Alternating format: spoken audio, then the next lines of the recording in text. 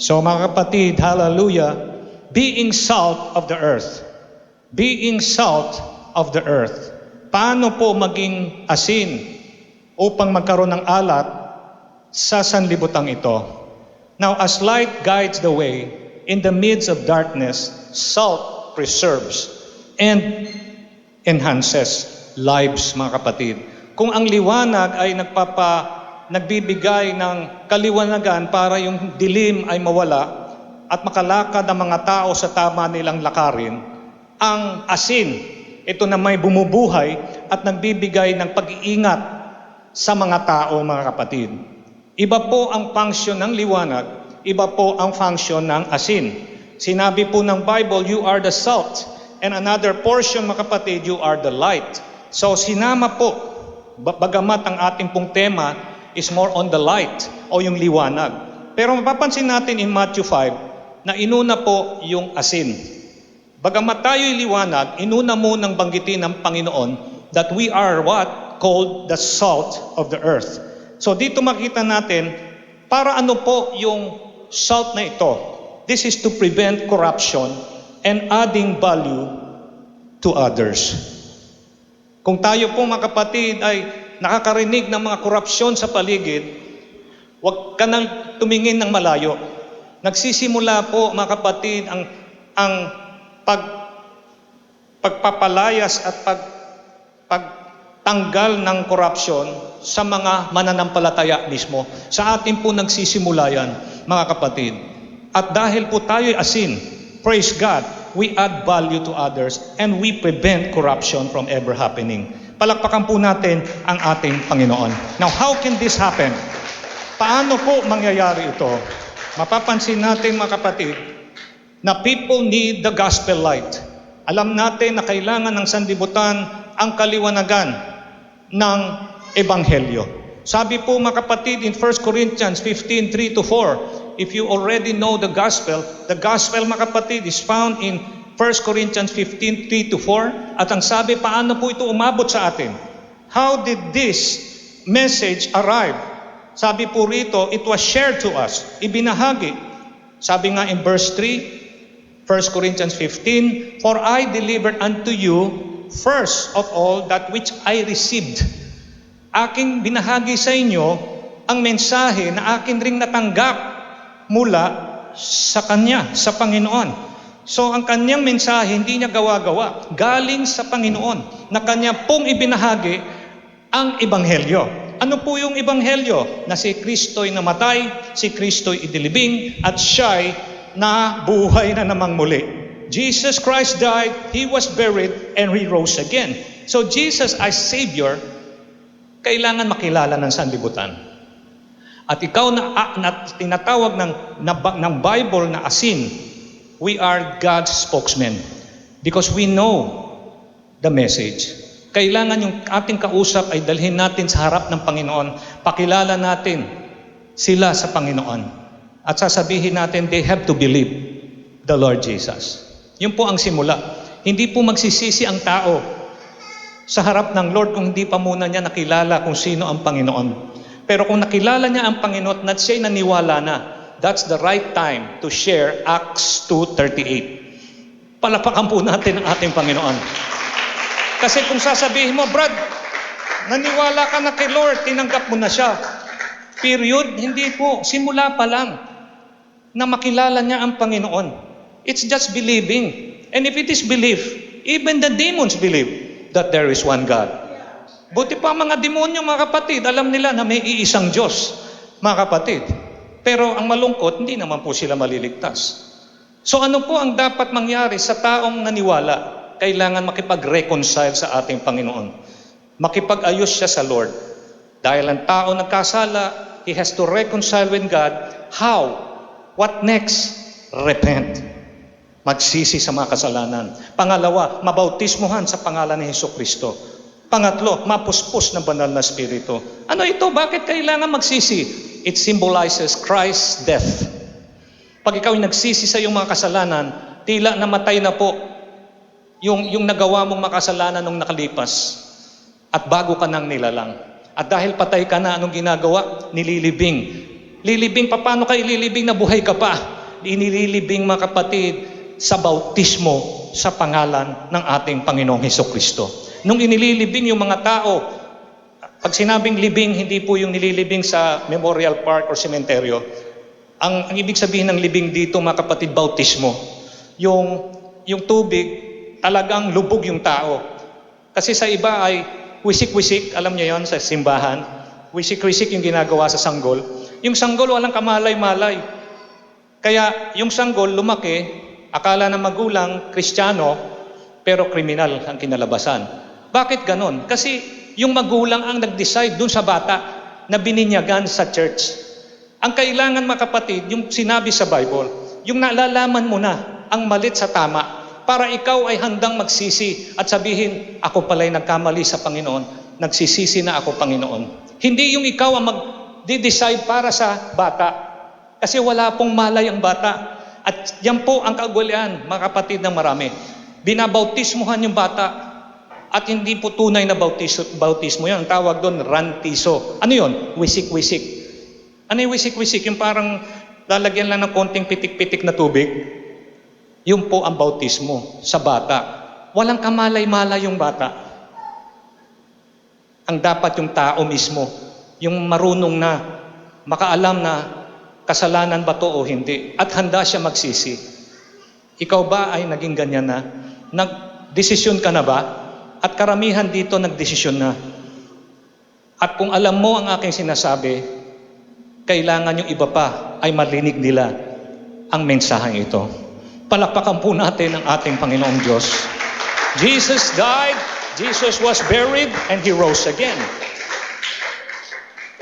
Now, meron po tayo mga inhinyero. We have engineers, we have designers, we have software programmers probably in the house today. And of course, some of you are in business. Some of you have internet, stores. Kailangan, mga kapatid, yung pundasyon, nakaayos muna bago yung struktura. Foundation first, then structure. Wala po magpapagawa dito ng building na uunahin niyang gawin yung struktura. Tsaka niya hahanda yung pundasyon. Lahat ng bagay dapat ganon. Sa engineering, construction, pundasyon muna, dapat buhusan yan. Tama yung measurement, tama yung structural, computation, etc. Tsaka ilalagay yung sa ibabaw yung struktura. Are you following me? That is in construction and engineering. How about software and programming? You still have to have foundation first. Nakaayos muna yung disenyo nun bago mo ilalagay yung laman ng disenyo, ng programa. Foundation first, second, structure. Ganon din, mga kapatid, sa pagnenegosyo. Hindi ka magnenegosyo na magbebenta ka na agad ng mga mabilis ibentang produkto, kundi nagsisimula ka muna sa simula. Meron kang mission, vision, may goal ka, meron kang feasibility studies, which is what we call foundational steps, bago mo ilalagay sa ibabaw yung struktura ng anong negosyo ang papasukin mo. Palakpakan po natin ang ating Lord. Foundation first, and then structure next. So bakit po natin sinasabi yan? A weak or an absent foundation will compromise the stability or the functionability or longevity of whatever is built upon it. Narinig nyo yung ibig sabihin? Depende po sa pundasyon, hindi sa struktura. Yung tibay nung building, o nung plano, o nung programa, o nung business. Kailangan yung pundasyon mo nakaayon dun sa itinayo mong struktura. So ganun din po ang Bible. Hindi ka pwedeng magkakaroon ng paniniwala na istruktura agad. Kailangan yung struktura na yon nakasandig dun sa salita ng Diyos. Ano yung salita ng Diyos? Yun yung pundasyon. Hindi pwede siyang saliwa dun sa pundasyon, kundi kung ano ang ilagay mo sa ibabaw ng pundasyon na hindi ayon sa pundasyon, magigiba yung strukturang ilalagay mo sa ibabaw nito. Palakpakan po natin muli ang ating Panginoon. Isa po sa matinding usapan na palagi na lang po nauulit ay ang usapan na bakit natin kailangan pag-usapan itong mga estatwa at ribulto, yung mga larawan namin sa aming tahanan, sa altar naman namin yan. Huwag niyong pakialaman yan. Magrespetuhan tayo. Nirerespeto ko ang inyong pananampalataya, respetuhin niyo rin kami. Tapos may pari pa po na nagsabi, ay hindi kami sumasamba sa mga estatwang ito. Reminder lang sa amin, itong mga ito sa tunay na Diyos. Ay, ang gandang pakinggan na paliwanag. Narinig niyo na yan? Yung paliwanag nila, na para namang ayos rin. Kasi, paano mo nga naman masasamba ang Lord kung wala kang reminder? Kailangan may paalala ka na may Diyos. Basta tumingin ka sa estatwa, maalala mo, ay, may tunay na Diyos. Yun raw po. Kasi sabi nila, nasasaktan sila, idolatry. Masama ba humanga? Nagkakaroon po ng palabas, American Idol, yung mga gano'n. Masama ba na ang galing ko umawit, hindi ka hahanga? Di ba kahanga-hanga? Si Alex Ayala sa sports, ang galing pumalo sa tennis. Siya na yata ang pinakamagaling na Pilipina na tennis player. Kasi alam natin sila, Diane Castillejo, yung mga Christine Jacobs, si swimmer pala. Marami pong mga tennis player ang nagpumilit at nagsumikap, umabot sa top 50 man lang. Ang ating mga kapatid, si Alex Ayala ngayon, parang 51 yata sa ranking. Pinakamataas na po yan sa Pilipina player. So paano ka hindi hahanga? Hindi ka ba hahanga sa isang player, ang pangalan ay Shohei Ohtani? Ang galing pumalo, mga kapatid, nag-pitch na, pumalo pa, nanalo pa sila. Paano ka hindi hahanga? At sabihin nyo sa akin kung hindi kayo humahanga sa mga hinahangaan yung artista, masama ba po yun? Idolatry, ang ibig sabihin ito, sukdulang paghanga sa tao o sa bagay. Yung paghanga lang, walang problema.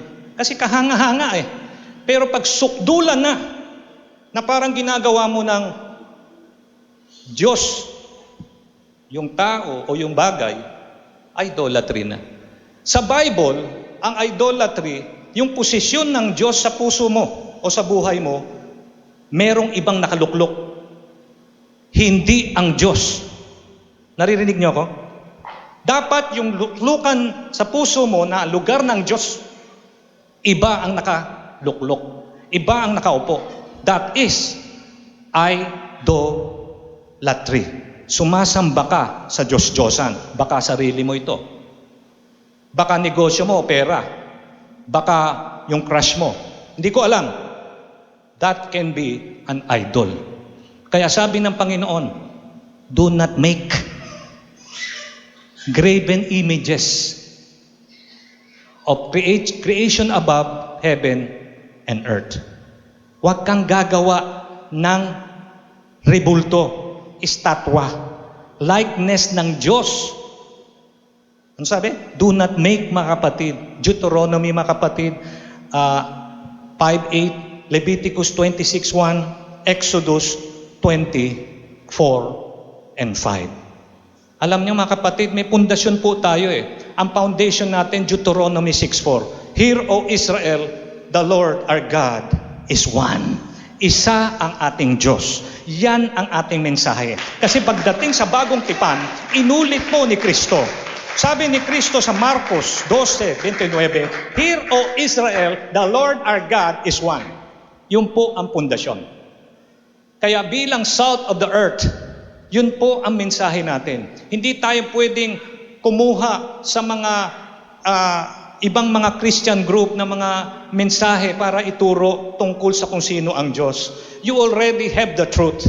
At yan po ay yung pagiging isa ng Diyos. Pundasyon po yan. Yung iba, tama ang pundasyon. Deuteronomy 6:4, God is one.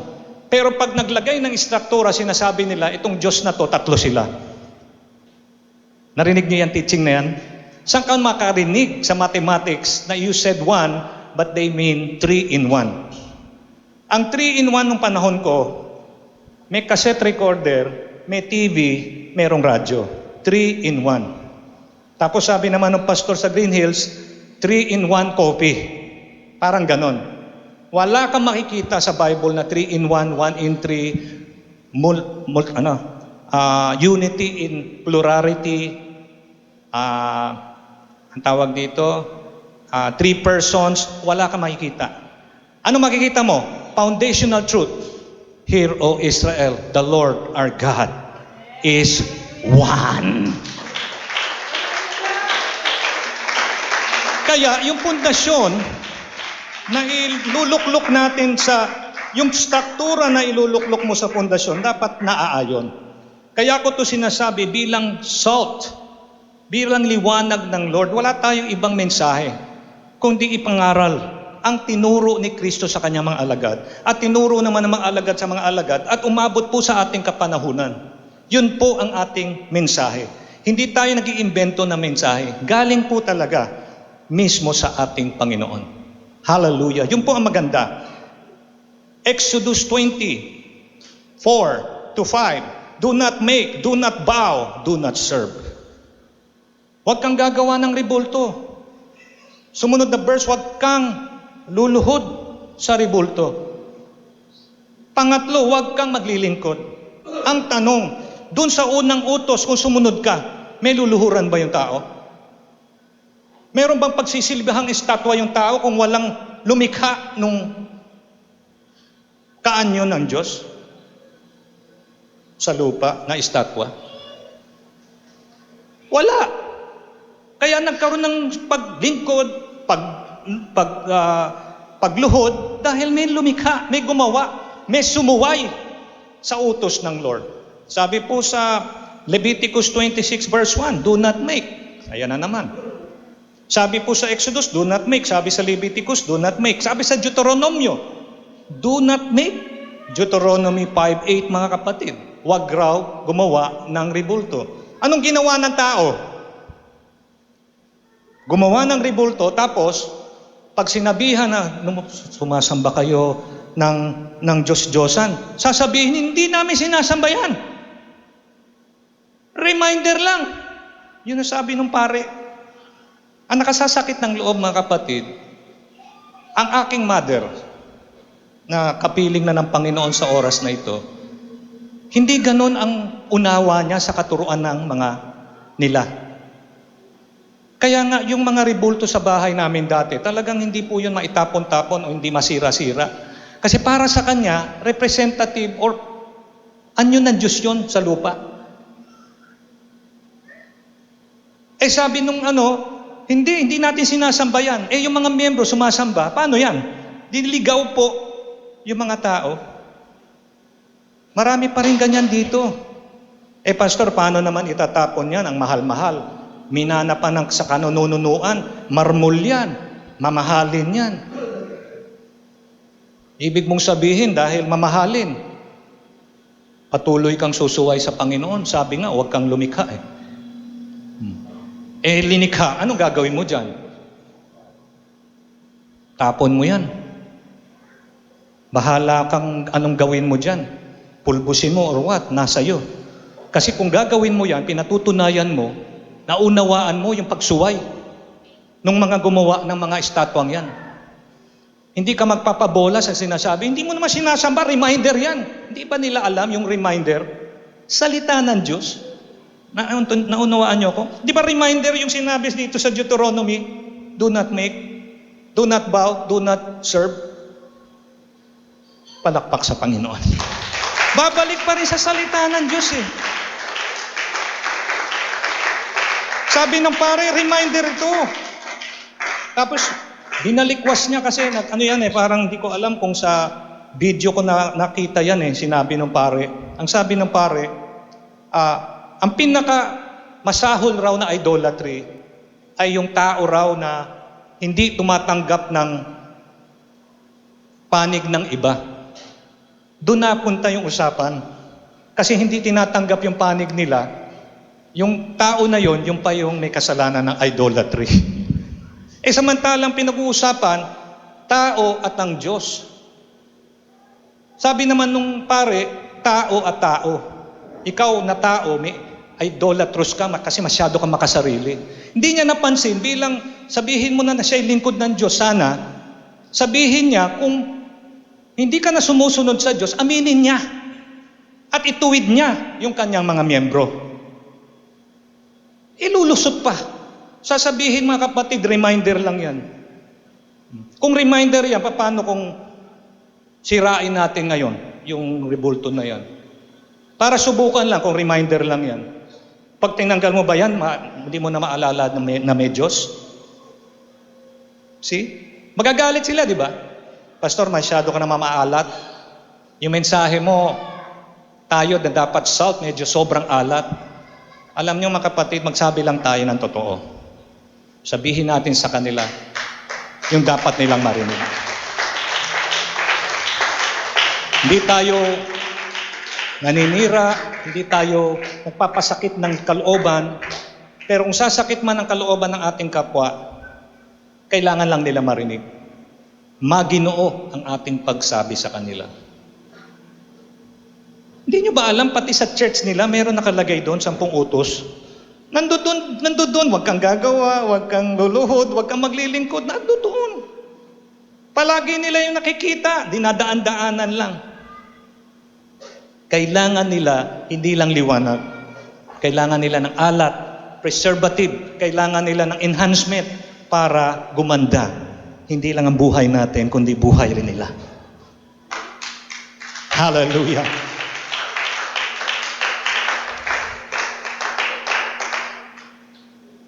Parang mahina palakpak.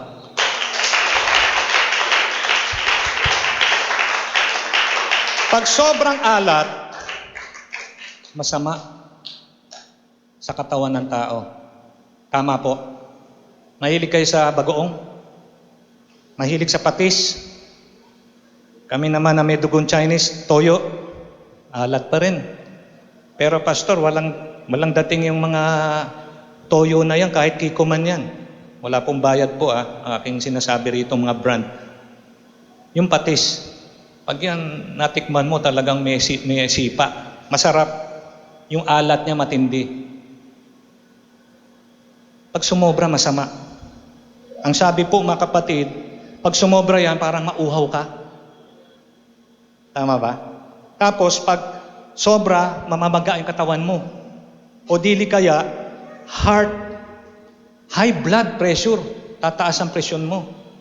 No? Parang, heart disease, saka kidney problem. At para po sa atin lahat, isa po sa kayamanan tao, kalusugan. Kaya kung meron man tayong alat, kailangan yung tama lang. Kasi yung alat, kailangan rin po ng balanse ng katawan ng tao. Not to say hindi kailangan ng asin ang katawan ng tao. We also need salt, but just enough. The healthy kind of saltiness in our system. Palakpakan po natin ang ating Panginoon. So, sabi ng pare, we don't worship statues. They are just reminders. Estatwa, rebulto, hindi namin to sinasamba. Malungkot mga kapatid, the example of this is trying to force a ready-made structure onto an existing foundation. Until we have something to worship, there should be an idol first made. Kaya doon pa lang sa unang utos, kung lumikha ang tao ng idol, Diyos-Diyosan, rebulto, kasalanan na. Kaya yung pagsunod, pagluhod, pagsamba, dahil may lumikha. O mga kapatid, mga kaibigan, ang kanilang sinasamba, hindi lang po si Jesus. Meron pa po silang Mother of God. Alam niyo po yan? Mother of God who takes away the sins of the world, sabi nila. So hindi lang Diyos ang Ama, yung anak, hindi lang Diyos yon, pati Espiritu Santo Diyos, ang nanay, si Maria, Diyosa, Mother of God. Meron pang mga San Antonio, San Gabriel, di ba? Saint Andrew, ang daming santo mga kapatid, nandoon lahat yung mga estatwa. Kaya pag nagpunta ka sa church nila, Hindi mo alam kung sino talaga ang una mong sasambahin doon sa dami. Palapakan po natin ang ating Panginoon. Tapos pagka sasamba ka ron, Lord, purihin ka, Jesus, purihin ka. Baka merong mga, medyo ang tawag doon yung mga manang. Totoy, huwag mong kalimutan yung mas mataas kay Jesus. Sino? Yung nanay niya. Si Mother Mary, mother nga mas mataas kay Jesus yun. Bakit hindi yan matanggal, yung mga ribulto na yan? Sabi nung iba naman ang dahilan nila. Kasi yung mga manang raw sa church nila, magsisialisan. Hindi talaga pagsunod sa gusto ng Diyos. Pagsunod nung nakararami. Kasi pagka hindi nila sinunod, yung gusto nung nakararami, yung mga nakararami lalayas. Mga kapatid, ang tunay mananampalataya ng Lord, hindi tao ang sinusunod. Ang sinusunod, ang pundasyon, ang salita ng Diyos. Walang pumapalakpak.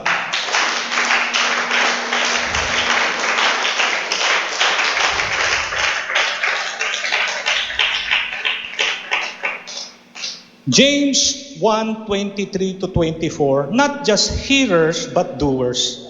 Sana hindi lang po kayo pakinig ng salita ng Diyos, kundi matapos yung pakinggan ay inyong pong i-apply ang inyong mga naririnig. Dahil po ang sabi rito, kung inyong pong narinig ang salita ng Diyos at di nyo naman ginagawa, para kang tumingin sa salamin at bagamat may nakita kang hindi maganda dun sa mukha mo, wala kang ginawa. Kung hindi umalis ka na lang dun sa harap ng salamin at wala kang ginawa, na paglinis man lang dun sa dumi ng mukha mo, na nakita mo na sa salamin. Palakpakan po natin ang ating Panginoon. Church, let us be doers. Pag narinig natin yung salita ng Diyos, gawin natin. At dahil kayo naman po ay mga mananampalataya, hindi lang po pastor, propeta, teacher, evangelist, or even mga kapatid, apostles, ang magsasabi ng salita ng Diyos sa tao. Ang sabi nga mga kapatid, kung kayo po'y narito nung anibersaryo natin, maniniwalat kayo sa hindi, ang impact po ng salita ng Diyos, bagamat may impact ito sa church, sa ating mga mananampalataya, may dating ang salita ng Diyos. Ito po'y ating pong pagkain ng ating kaluluwa. Pag lumabas ka ng pintuan ng church, mas matindi pa ang impact ng salita ng Diyos sa labas. Sa makatwid, kung asan man tayo magpunta, sa eskwela, sa ating pamilya, sa ating kamag-anakan, dala-dala natin ang buhay na salita ng Diyos. Nandoon talaga yung diin at yung resultang maganda ng salita ng Diyos. Kung sa church maganda ang resulta, lalo na po sa labas. Kasi sa labas, nandun yung kadiliman, nandun yung kawalang pag-asa. Nandun mga kapatid, yung mga taong naghahanap ng sagot, ng pagmamahal, ng direksyon sa buhay. Kaya pag dinala natin yung liwanag sa labas at yung alat ng Lord na tamang-tama lang at katamtaman ang timpla, makatanggap-tanggap sa lahat, yung impact niya matindi. Kaya kailangan ito'y lumabas dito sa gusaling ito. Hallelujah! Sila rin magtamasa ng salita ng ating Panginoon. How I wish everyone can hear the word of the Lord and be blessed and be nourished by the living word of God. A hand clap of praise. Hallelujah. Nawa gamitin tayo ng Diyos na asin. At marami pong gamit ang asin. Mga kapatid, of course, pastors, prophet, apostles, teachers, and evangelists should be functioning with the complement of the members. Kung lahat tayo gagamitin ng Diyos, magsalita kung saan tayo dadalhin ng Lord, ang liwanag ng paligid. Kasi hindi lang sa church ang maliwanag, kundi nasa lahat ng ating patutunguhan. Kasi kasama natin ang Diyos at atin po siyang sinishare. At ang tawag po ay binabahagi sa lahat. Symbolic meaning of being salt of the earth. Ano ba simbolo ng isang taong nagiging asin sa sanlibutan? Number 1 is preservation. Ibig sabihin, tumatagal. Sabihin natin isda o manok o karne. Pag ito po'y linagyan ng asin, tumatagal yung karne na yon. Yung mikrobyo nawawala at tumatagal yung buhay. Lalo na pag ito ilagay mo sa ref. Yung pagsira ng pagkain, tumatagal siya. Yung expiry niya na-extend. Now, salt ability to preserve food from decay symbolize how we believers are meant to arrest the moral and spiritual decay of the world. Kaya pala tayo nasa lupang ito. Of course, upang iligtas tayo ng Diyos, number one. Pero para maging instrumento rin ng kaligtasan ng iba. Walakpakan po natin ang ating Panginoon. Hindi lang pala tayo ang liligtas, kundi lahat ng pwede nating mabahaginan ng salita ng Diyos. Ako'y natutuwa na yung baby ni Sister Ethel ay narito, na kasama natin siyang nakikinig ng salita ng Diyos. I pray na yung salita ng Diyos magbunga sa kanyang buhay.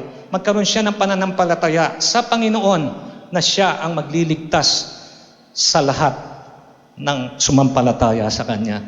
Pinipreserve ng salita ng Diyos o ng salt ang mga pagkain mula sa pagkasira. At this symbolizes us as salt of the earth to arrest, para matigil itong korupsyon, matigil yung moral and spiritual decay of the world through our timely influence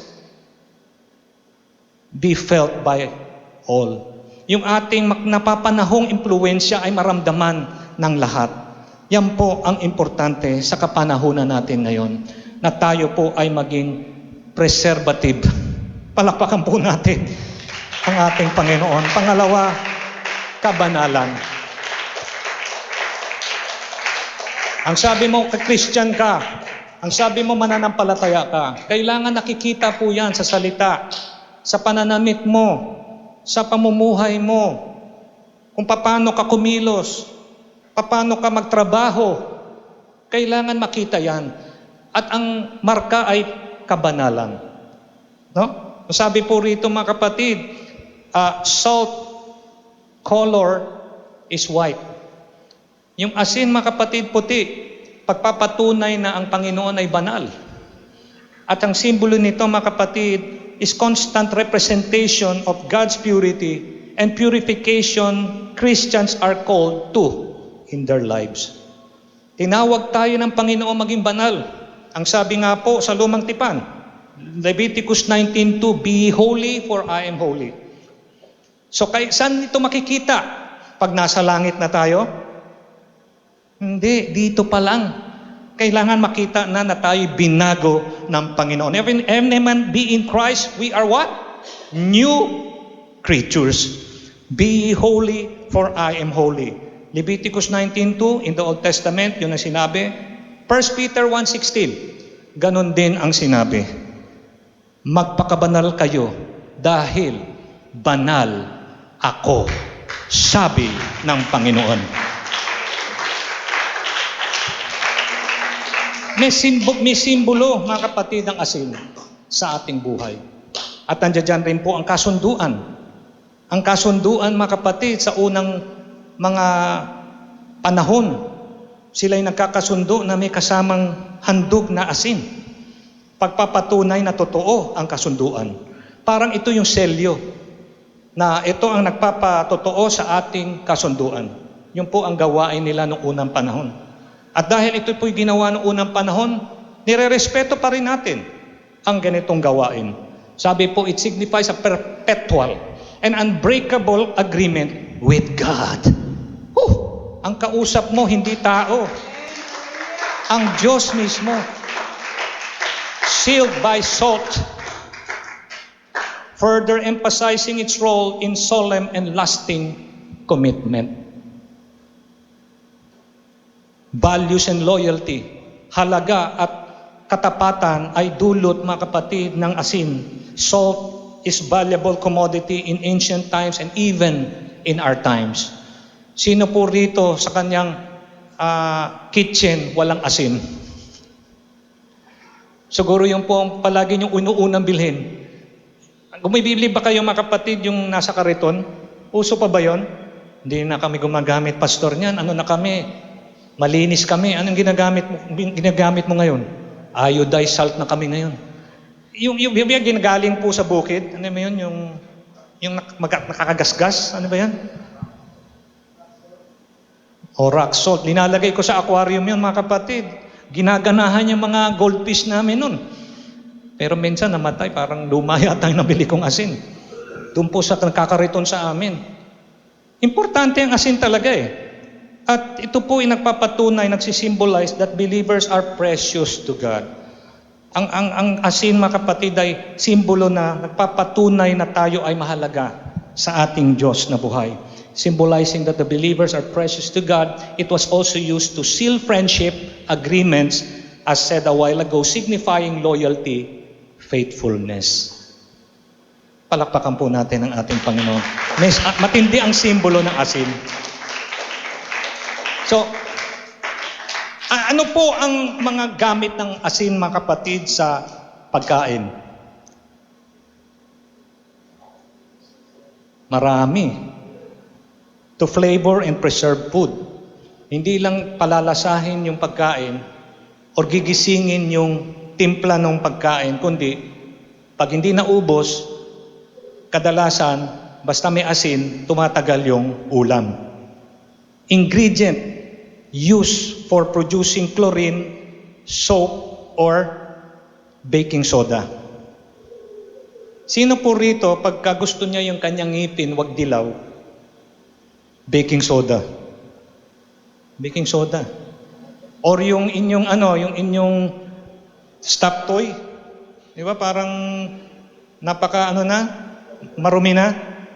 Plastikan nyo, lagyan nyo ng baking soda, yugyugin nyo. Parang lumilinis, ano? Para yatang lumilinis eh. Asin po yun. Galing po sa asin, baking soda. Health remedy. Pagka masakit yung lalamunan mo, maglagay ka ng asin dun sa tubig, pangmumog. Hindi ko naman masabi palagi umaayos. Kasi matindi minsan eh. Matindi yung kumapit sa'yo, pero nakakatulong. It relieves your sore throat. Salt eases swelling. Yung pamamaga, nakakatulong ang asin para lumiit yung pamamaga ng sugat. Sino may psoriasis dito? O may eczema? Huwag niyo po itaasin yung kamay. Kasi halos lahat, mga kapatid, gumagaling kapag naguhugas ng tubig na mayroong asin. Patakpakan po natin ng Lord. Useful po ang asin. Paglilinis, ayan, ngipin. No? Pastor, ako hindi asin ginagamit ko. Anong ginagamit mo? Balat na saba. Aba, okay ka. Pero yung asin, mga kapatid, pamlinis rin, mga kapatid, ng ngipin. Nandun rin po yung mga minor irritation, saka sino po, mga kapatid, dito yung merong sugat sa gilagid? Tawag doon? May singaw. Pag asin, di ba, parang masakit. Sabi nila, tawas. Ewan ko kung totoo, mga kapatid, pero sabi rito, minor irritation. Huwag mo sobrang lalim. Kasi kung minor, asin, pwede na. Sa bahay, flavoring. Preservation of food, drying out microbe. Yung mga karne, isda, chicken, may pickles pa nga. Lalagay mo sa asin, natutuyo yung pickle, walang mikrobyo. Tumatagal yung pagkain. As salt of this earth, ladies and gentlemen, ito po ang kailangan sa atin. Kasi yun yung practical na gamit ng asin. Paano natin ito ma-apply sa ating buhay? Seasoned conversation. Kailangan yung ating pananalita sa ating kapwa, templado. Hindi sobrang alat, hindi sobrang tabang. Templado. Yung naiintindihan ng kausap natin. Na pagka ito'y narinig nila, gusto pa nila lalo makinig. Seasoned conversation. Palakpak sa Panginoon.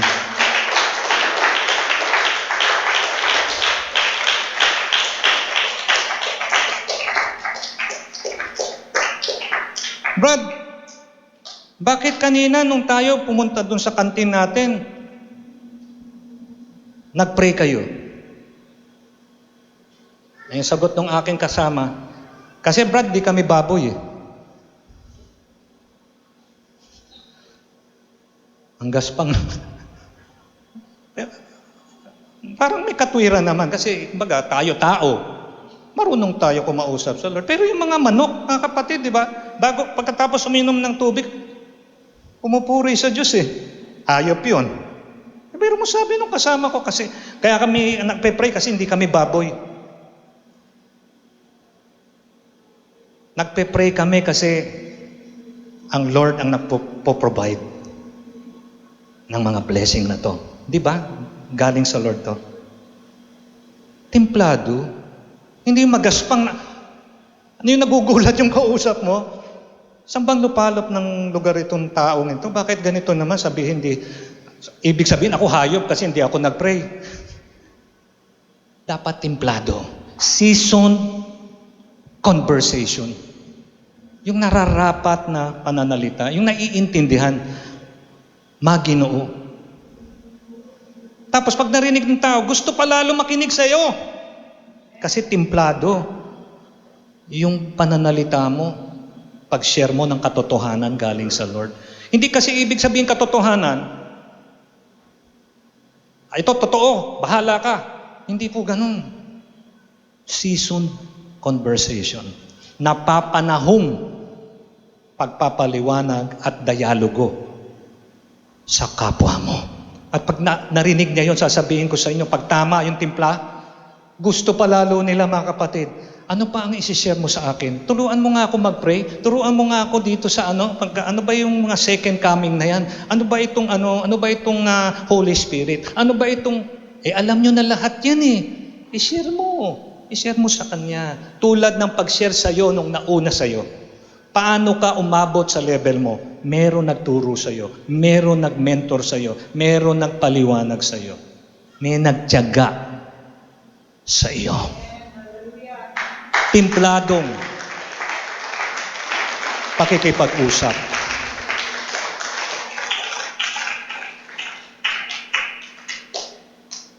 Huwag sobrang alat.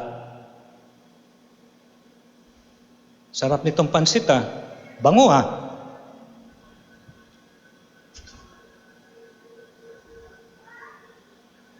Alat. Sabi nung nagluto, kumakain ka lang, dami pa pang reklamo. Di ba pagkain, gusto mo yung timplado? Sumobrang alat. Hindi pala pwedeng ganun. Katamtaman lang. Yung tama lang. Para pagtikim, ito lang, isang bandehado lang ba meron? Kulang to sa akin. Isang bandehado, kulang pa. Kasi nasarapan. Sa timpla. Hindi sobrang alat. Hindi matabang. Timplado. Nakagutom na tuloy. Because too much salt ruin dish. Do you agree with me? Pag sobrang alat, kahit maganda yung isda, maganda yung hipon, maganda yung ating hinanda na pampano or whatever, cauliflower with beef or beef with broccoli, etc., guacamole or sira yung pagkain kasi nasobrahan ng alat. Kaya dapat tama rin para yung kakain, lalo pang gustong kumain. Parang yung sa handaan sa Cana, yung wedding in Cana, sabi nila, kaya ang mga lasenggo, okay magpakalaseng. Bakit? Si Jesus nagpainom ng alak sa handaan sa Cana. Ang galing mo sa Biblia, Brad. Pero wala akong nakita ni isa ron na laseng. O na karon ng DUI na nasagasaan dahil sa kalasingan o bumangga sa poste yung sasakyan nilang kariton or what. Walang ganon. Kasi yung inumin doon, habang iniinom nila, lalo pa silang umiinom. Kung ikaw lasing, pag hindi mo na kaya at susuka ka na, bibigyan ka pa ng kahit Bayaran ka pa, hindi ka na makakainom kasi ilalabas mo lang yon sa kalasingan. Dito sa kasiyahan sa Kana, umiinom sila, gusto pa lalo nilang uminom. Kasi yung inuinom nila hindi nakakalasing. Masarap, timplado yung fruit of the vine, yung wine. Wine is pure grape juice, walang alcohol. Kaya tunggaan lang sila ng tunggaan doon. Kaya ang sabi ng mga tumutungga ron, na inuming hindi nakalalasing, bakit ngayon nyo lang linabas ito? The best drink of all. Ngayon nyo lang linabas. Hindi nila alam, naghimala ang Lord. Yung tubig, boom, ginawa niyang alak. At yung alak nung unang panahon, fruit, pure grape juice. Wala ni katiting na alcohol. Pero alak ang tawag. Naririnig nyo? Yun po ang tawag, good wine.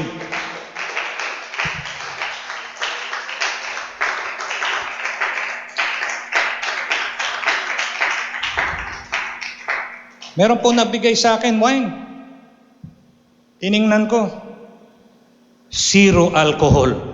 Check.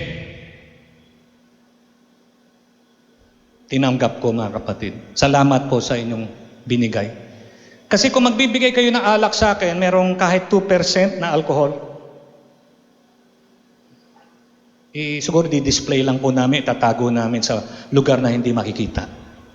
Kasi pagpapasalamat sa naghandog, pero hindi po namin maiinom yun. Kasi sa Santa Cena, kaya nagkagulo yung unang church. Yung alak na sabi, pure grape juice na wine ang tawag, nahaluan ng alcohol. Kaya doon sa kanilang Santa Cena, merong sumusuray. Bakit? Kasi yung alak na hindi dapat nila gawin, inumin, ininom nila. Sumusuray mga kapatid sila, samantalang ang dapat na representation ng dugo ng Lord, which is pure, holy, unadulterated, walang katiting na alcohol. Pure talaga. Yun ang binigay niyang dugo para tayo tubusin. Tama? Kaya pag nagsanta Cena tayo, yung alak, pure grape juice from the vine. Good wine. Yan po sinasabi sa Bible.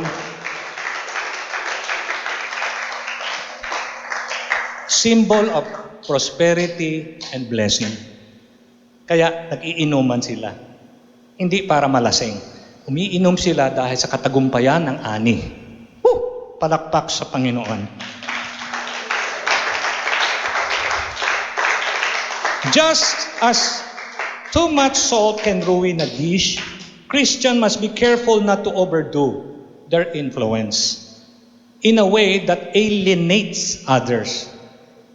Naintindihan niyo ako, kailangan po ang pamamaraan ng ating pong pag-share, pamamahagi ng salita ng Diyos, hindi naman yung para ma-isolate yung tao, yung parang masasabi niya na hindi siya kasama sa grupo, kundi maramdaman niya na he or she is loved by God just the same as we love them.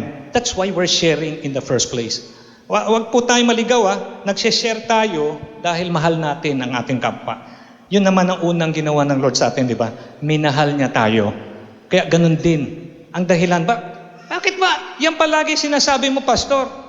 Maging asin kami, maging liwanag kami, because of love. Naranasan natin pag-ibig ng Diyos. Kaya natin pinabahagi rin sa iba para sila maging masaya din, magkaroon ng pag-asa, maligtas rin ng ating Panginoon. Maranasan nila ang Diyos. Mangyari nawa ang kalooban ng Diyos sa atin. The Holy Ghost is the guide for seasoning, adding divine flavor to the world appropriately, telling the truth in love. Yan po ang tumutulak sa atin. Hindi dahil tayo marunong, tayo mas magaling sa kapwa natin, tayo mas banal sa hindi po. Ginagawa natin to dahil sa pagmamahal na ibinahagi ng Diyos sa atin at binabahagi naman natin sa kapwa ang salita ng Diyos dahil mahal na rin natin sila. Hallelujah. Everyone welcome. Amen. At huli, shine the light of Christ. Kasi hindi po natin pwedeng tapusin ang mensahe na salt lang. Kasi dun sa bandang huli, sinabi, you are the salt of the earth. Sumunod, you are the light of the world. Kasama talaga ang liwanag. Bagamat tema natin liwanag, pero ngayong araw, sinama natin yung alat o asin. Kasi dito sa sitas na to, pinagsama po yung dalawa. Hindi po hiwalay. Palakpakan po natin ang ating Panginoon. Just as the salt and light are mentioned together, Christians are called to be both preservative and light mingling in the world, not for their own glory, but for the glory of our great God, Jesus Christ. But so that others might see Christ in us and glorify God also. Stopping the further moral decay or sin-infected world. Lastly, meron ako hindi nabanggit kanina sa mga magagandang effect ng asin bago po tayo matapos. Sa lugar na merong yelo, niebe, snow, sa inyo po nakapunta ng Europa, nakapunta ng Amerika na nagkakaroon po ng niebe at snow. Pag sobra pong ulan ng snow, yung sasakyan hindi makadaan. They need a snow plower. Tatanggalin nila yon para yung sasakyan makadaan sa lansangan. At minsan sa sobrang kapal ng yelo, bagamat na naararo na, meron pa ring yelo. At madudulas yung sasakyan. Minsan kailangan magpalit pa sila ng gulong na merong bakal para wag silang dumulas. Isa po sa ginagawang sistema doon para yung yelo at matigas na daanan na punong-puno ng snow at niebe ay mawala yon at maalis, naglalagay sila ng asin.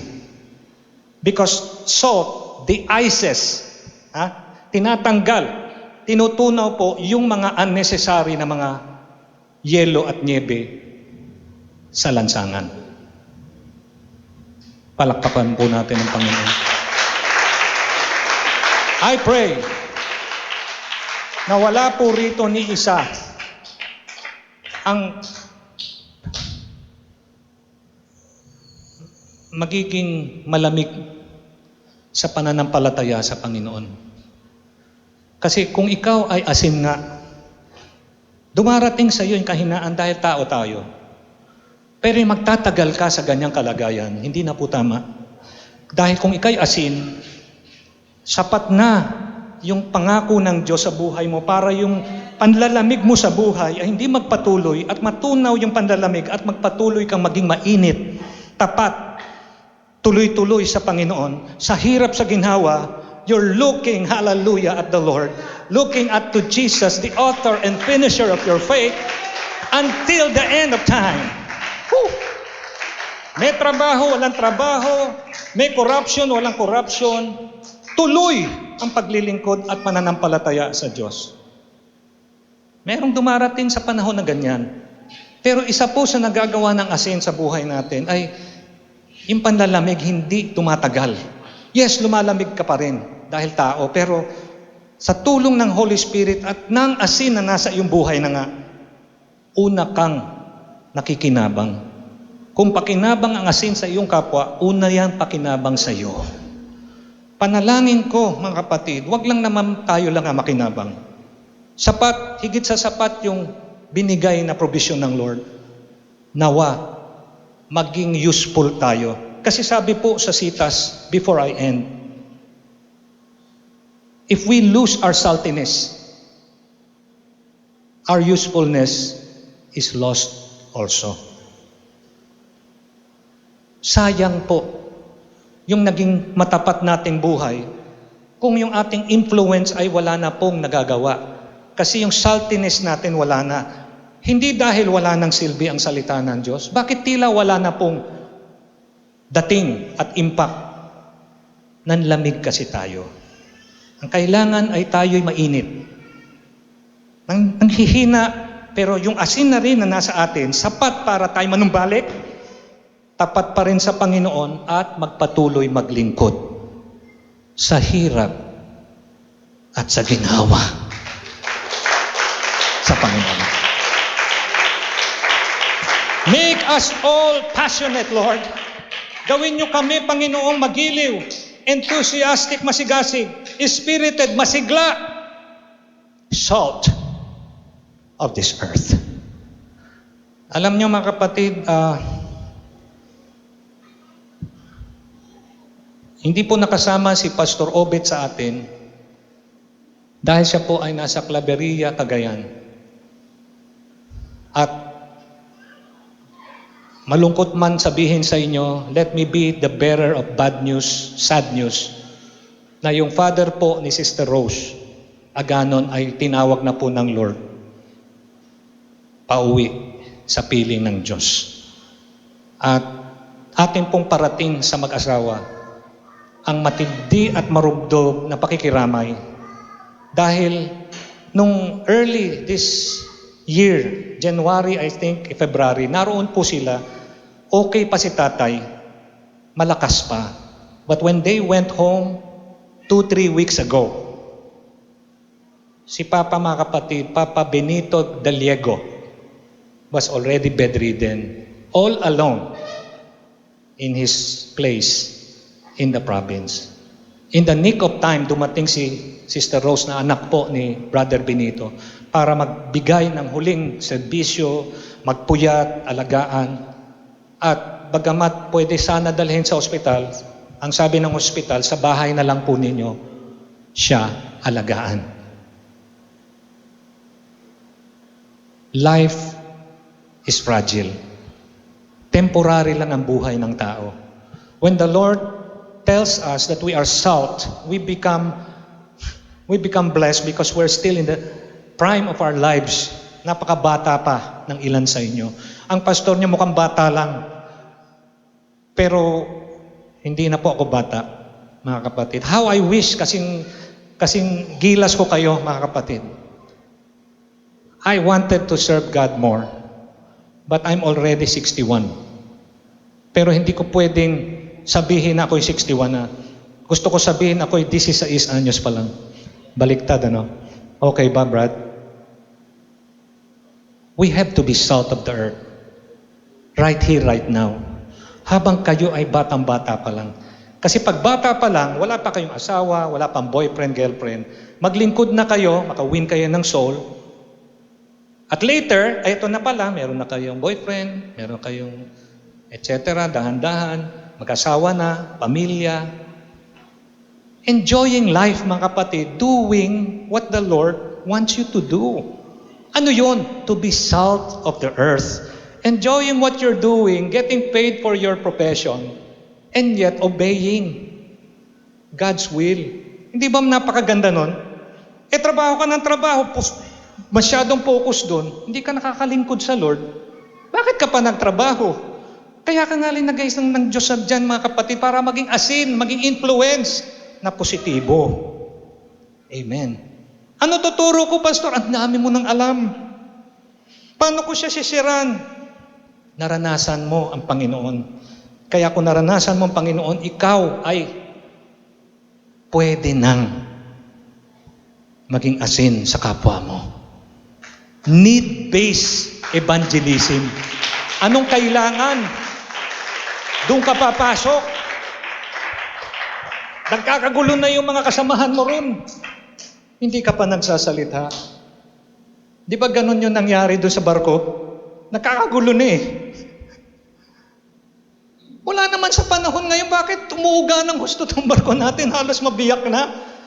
Sino ang may balat dito? Hindi naman ganun ang pagkasabi, pero parang ganun. Sino ba yon? Sabi ni Jonah, ako dahilan kung bakit nagkakaganito. Kasi sabi ng Lord, magpunta ako ron, pero dito ako nagpunta kasama ninyo. Siguro sabi ng yung kapitan doon, ng mga kasama niya doon sa barko, bakit ka pumasok dito? Nadamay kami tuloy. O sige, itapon nyo na lang ako sa labas nitong barko na to. Nung tinapon siya, alam nyo, kumalma. Yung barko kumalma. Kasama nila yung malas doon sa barko. Sino yung malas? Tao na hindi sumunod sa Diyos. Anong pangalan? Si Jonah. Biruin mo, imbis na ikaw maging asin, ikaw pa naging sumpa. Kasi pumanatag, Brad, yung barko nila, umokay na eh. Tapos yung si Jonah, bago lumagapak sa dagat, shoot sa bibig, mga kapatid, na malaking isda. Big fish, sabi ng Biblia. At yung isda na yon, mga kapatid, hindi pa usong AI.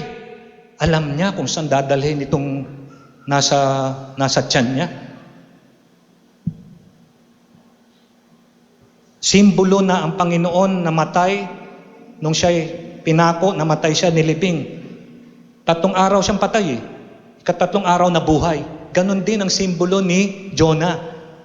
Matagal siyang patay sa tiyan ng isda. Tapos pagka suka ng isda dun sa dalampasigan ng Ninive, alam nung isda, alam niya, hindi napunta sa Siargao yung isda, hindi napunta sa Boracay, nagpunta sa Ninive. Gumanon yung isda. Lobas, mga kapatid, si Jonah. Si Jonah, mga kapatid, yung pulupulupot na mga seaweed. Tapos mga nakakita sa kanya, amoy lamang isda naman to. Sino ba to? Kung gano'n na nangyari sa'yo, ayaw mo maging asin, nangyari sa'yo yun. Paglabas mo sa bunganga ng isda, sabihin mo, susunod ako sa Panginoon. Ano ba pinagagawa ng Panginoon? Magsisi kayo. Ilang araw na lang. Paparusahan kayo ng Diyos, etc., etc. Una, hindi naniwala tao sa Kanya. Kasi, saan ba sumakay na charyote? Sumakay ba yan ng Rolls Royce or Mercedes-Benz ba? Pakikinggan ba yan ng mga mararangyan tao? Totoo bang mensahe yan? Mensahero? Chinik muna yan. Pero mga kapatid, bagamat simple lang yung paglapag niya dun sa dalampasigan, nagturo siya dun sa mga tao na mga magsasaka, nag-warning siya ron, umabot sa hari. Ang hari, hindi naman basta-basta maniniwala yan kasi kung sinong taong grasa nangangaral dyan. Baka meron niyang sayad o meron siyang karga kaya nangangaral ng ganyan. Bakit pati yung hari mismo sa palasyo pagkalayo-layo na kumbinsi sa mensahe ni Jonah? Templado yung mensahe mensahe ni Jonah. Tumalab, hindi lang dun sa mga tumanggap ng balita. Pati yung nag-report sa hari, kumbinsido. Kaya yung hari, na hindi basta-basta napaniwala, naniwala. Ang sabi niya, mag-ayuno tayo. Mag-ayuno tayo kung hindi tayo ay mapapahamak.